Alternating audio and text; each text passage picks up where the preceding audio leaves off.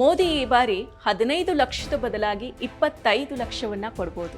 ಮೋದಿ ಹೇಳಿದ Swiss bank ಕತೆನ ಮತ್ತೊಮ್ಮೆ ಕೇಳ್ತೀರಾ? ಸ್ವಿಸ್ ಬ್ಯಾಂಕ್ನಲ್ಲಿರೋ ಹಣವನ್ನ ತಂದು ನಿಮ್ಗೆಲ್ರಿಗೂ ಕೊಡ್ತೀನಿ ಅಂತ ಹೇಳಿದ್ದ ಮೋದಿ ಅವರು ಈಗ ಏನ್ ಮಾಡಿದ್ದಾರೆ ಗೊತ್ತಾ? ಸ್ವಿಸ್ ಬ್ಯಾಂಕ್ನಲ್ಲಿರೋ ಭಾರತೀಯರ ಹಣ 3 ಪಟ್ಟು ಹೆಚ್ಚಳ ಆಗಿದ್ದು ಹೇಗೆ? 2014ರಲ್ಲಿ ಪ್ರತಿಯೊಬ್ಬರಿಗೂ 15 ಲಕ್ಷ ರೂಪಾಯಿ ಕೊಡ್ತೀನಿ ಅಂತ ಹೇಳಿದ್ದ ಮೋದಿ ಈಗ ಎಷ್ಟು ಲಕ್ಷ ಕೊಡ್ತಾರೆ? ನಮಸ್ಕಾರ. ಇತ್ತೀಚೆಗೆ ಭಾರಿ ಚರ್ಚೆಗೆ ಗ್ರಾಸವಾಗಿರೋ ಸುದ್ದಿ ಅಂದರೆ ಅದು ಸ್ವಿಟ್ಜರ್ಲ್ಯಾಂಡ್ ಬ್ಯಾಂಕ್ಗಳು. ಅದೇ ಸ್ವಿಸ್ ಬ್ಯಾಂಕುಗಳಲ್ಲಿ ಭಾರತೀಯರ ಹಣ 3 ಪಟ್ಟು ಹೆಚ್ಚಾಗಿದೆ ಅನ್ನೋದು.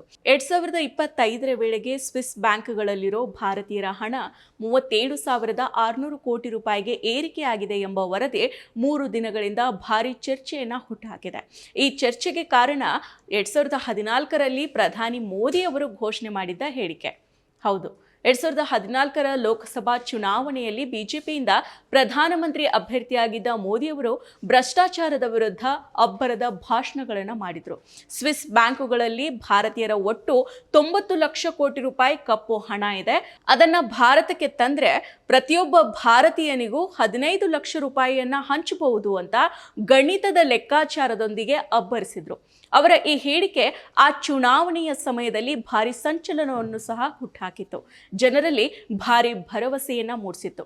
ಬಿಜೆಪಿಯ ಚುನಾವಣಾ ಗೆಲುವಿಗೂ ಮೋದಿಯವರ ಈ ಹೇಳಿಕೆ ಪ್ರಮುಖ ಪಾತ್ರವನ್ನ ವಹಿಸಿತ್ತು. ಈ ವಿದೇಶಿ ಬ್ಯಾಂಕೋं में जो काला धन पड़ा है वो हिंदुस्तान के गरीब का पैसा है, हिंदुस्तान के गरीब का हक का पैसा है। ये चोर लुटेरों ने हिंदुस्तान के खजाने को लूट लूट करके, गरीब के पेट में से लूट लूट करके विदेशों में बैंकों में जमा किया हुआ है। भाइयों बहनों, उसको वापस लाने का हमारा फैसला है और इसलिए हमारा निर्णय है कि विदेश से जो काला धन वापस लाएंगे उसमें से कुछ परसेंटेज ये जो रेगुलर सैलरी वाले लोग इनकम टैक्स भरते हैं ना, उनको इनाम के रूप में वापस देंगे।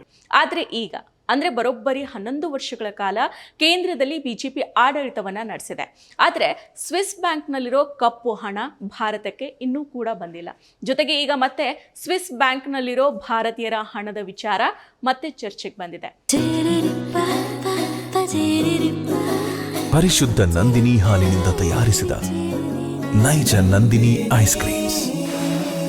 ಸ್ವಿಸ್ ನ್ಯಾಷನಲ್ ಬ್ಯಾಂಕ್ ವರದಿ ಪ್ರಕಾರ 2024ರ ಅಂತ್ಯದ ವೇಳೆಗೆ ಸ್ವಿಸ್ ಬ್ಯಾಂಕುಗಳಲ್ಲಿ ಭಾರತೀಯರ ಹಣ 37,600 ಕೋಟಿ ರೂಪಾಯಿಗೆ ಏರಿಕೆ ಆಗಿದೆ. ಅಂದರೆ 2014ರ ಸಂದರ್ಭಕ್ಕೆ ಹೋಲಿಕೆ ಮಾಡಿದ್ರೆ 3 ಪಟ್ಟು ಹೆಚ್ಚಳವಾಗಿದೆ.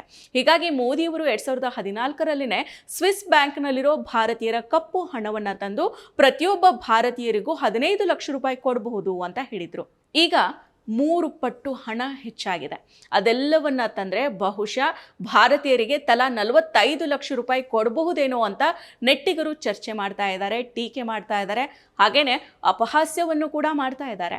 ಎನಿವೆ, ಮೊದಲನೆಯದಾಗಿ 2014ರಲ್ಲಿ ಮೋದಿಯವರು ಹೇಳಿದಂತೆ ಸ್ವಿಸ್ ಬ್ಯಾಂಕ್ನಲ್ಲಿ ಭಾರತೀಯರ ಹಣ 90 ಲಕ್ಷ ಕೋಟಿ ರೂಪಾಯಿ ಇರಲೇ ಇಲ್ಲ, ಇಂದಿಗೂ ಕೂಡ ಇಲ್ಲ ಅನ್ನೋದು ವಾಸ್ತವ.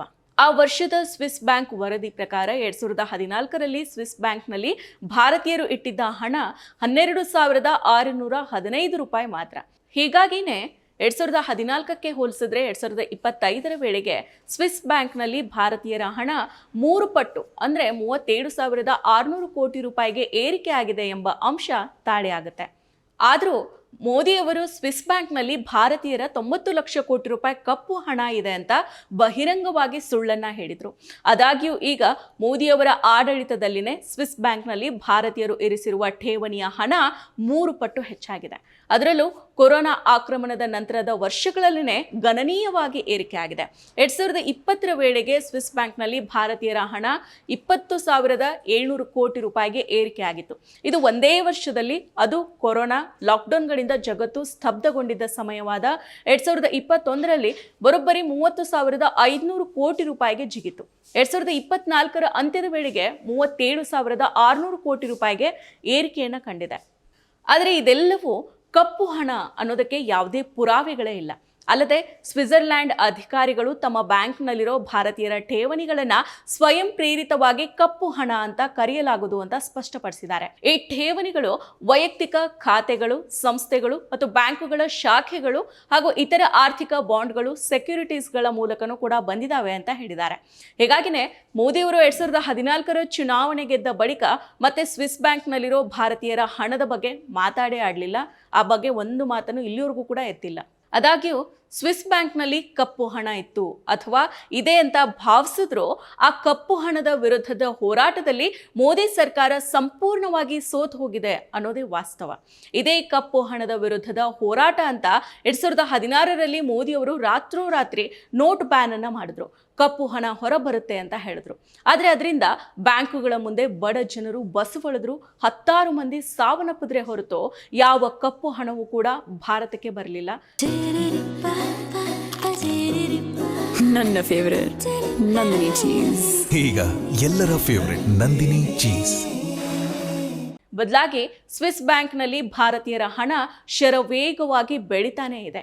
ಸದ್ಯ ಈಗಿನ ಸ್ವಿಸ್ ಬ್ಯಾಂಕ್ ವರದಿಯನ್ನ ಉಲ್ಲೇಖಿಸಿರೋ ರಾಹುಲ್ ಗಾಂಧಿ ಅವರು ಮೋದಿ ಸರ್ಕಾರವನ್ನ ತೀವ್ರವಾಗಿ ತರಾಟೆಗೆ ತೆಗೆದುಕೊಂಡಿದ್ದಾರೆ. ಕಪ್ಪು ಹಣವನ್ನ ವಾಪಸ್ ತರೋ ಭರವಸೆ ಏನಾಯ್ತು ಅಂತ ಟೀಕೆ ಮಾಡಿದ್ದಾರೆ. ಹಾಗೇನೇ ಪ್ರಶ್ನೆಯನ್ನ ಕೇಳ್ತಾ ಇದ್ದಾರೆ. ಕಾಂಗ್ರೆಸ್ ಅಧ್ಯಕ್ಷ ಮಲ್ಲಿಕಾರ್ಜುನ್ ಖರ್ಗೆ 2014ರಿಂದ ಸ್ವಿಸ್ ಬ್ಯಾಂಕುಗಳಲ್ಲಿ ಭಾರತೀಯರ ಠೇವಣಿಗಳು ದುಪ್ಪಟ್ಟಾಗಿದ್ದಾವೆ. ಮೋದಿ ಸರ್ಕಾರ ಏನ್ ಮಾಡ್ತಾ ಇದೆ ಅಂತ ಪ್ರಶ್ನೆ ಮಾಡಿದ್ದಾರೆ. ಟಿಎಂಸಿ ಮತ್ತು ಎಎಪಿ ಕೂಡ ಮೋದಿ ಅವರ ಕಾಲೆಳೆದಿದೆ. ಮೋದಿ ಹೇಳಿದಂತೆ ಕಪ್ಪು ಹಣವನ್ನ ವಾಪಸ್ ತಂದ್ರ ಅಂತ ಪ್ರಶ್ನೆ ಮಾಡ್ತಾ ಇದ್ದಾರೆ. ಈಗ ಕಪ್ಪು ಹಣ ಅನ್ನೋ ವಾದದಿಂದ ಬಿಜೆಪಿನೇ ಉಲ್ಟಾ ಹೊಡೆದಿದೆ.